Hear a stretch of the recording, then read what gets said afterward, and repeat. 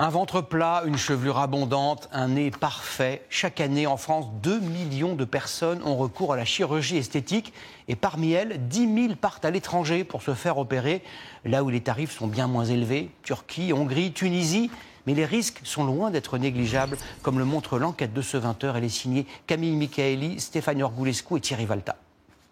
Ce qu'on va faire, c'est qu'on va redessiner la ligne frontale. C'est la 3e consultation de Clément dans ce cabinet parisien. Il veut effacer les traces de sa greffe de cheveux ratée en Turquie il y a 2 ans. Depuis cette opération, il a presque perdu tous les cheveux greffés et son implantation n'a plus rien de naturel. La ligne était vraiment rectiligne et on voit que les cheveux poussent dans le mauvais sens. Donc là, en fait, le travail, c'est d'enlever ce qui est mal posé.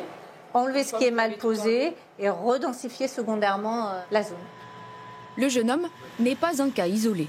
Dans ce centre, un patient sur 3 vient ici pour corriger une greffe de cheveux ratée faite à l'étranger.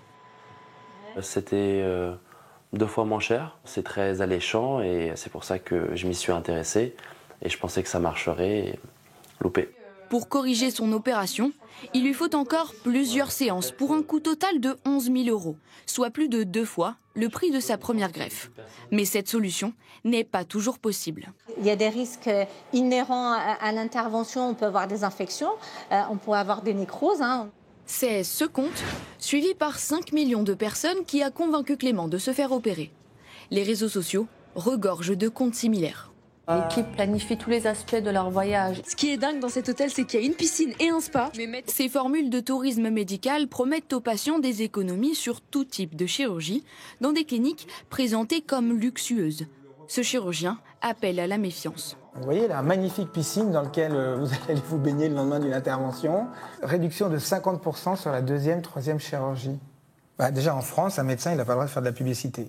Ces contenus, issus de l'étranger, sont donc interdits en France, mais inondent tout de même les fils d'actualité. Le tourisme médical, possible pour Éric Plot, mais à une condition. D'abord, je ne vais pas vous opérer tout de suite, parce que je vais vous expliquer qu'il va y avoir un délai de réflexion, mais il va falloir voir l'anesthésiste en consultation, il va falloir faire un bilan sanguin. Et puis le jour où je vous opère, mais après vous restez 1 mois ici. On ne joue pas avec la vie des gens. Car il y a parfois des drames. En mai dernier, Mathieu fait une greffe de barbe en Turquie, mais l'opération est complètement ratée. En souffrance physique et mentale, le jeune homme met fin à ses jours. Son père nous raconte la détresse de son fils. Ça avait été mal fait, il avait surtout des douleurs intenses. Pour lui, c'était une tragédie parce que il nous disait qu'il avait été trahi alors qu'il s'attendait à voir quelqu'un de compétent. Dans la situation de Mathieu, il est très difficile d'être à nouveau opéré en France. D'autant plus s'il s'agit de complications graves, car la responsabilité du médecin qui vous prend en charge est engagée. Ils ne savent pas dans quelles conditions le patient il a été opéré, que potentiellement c'est pire.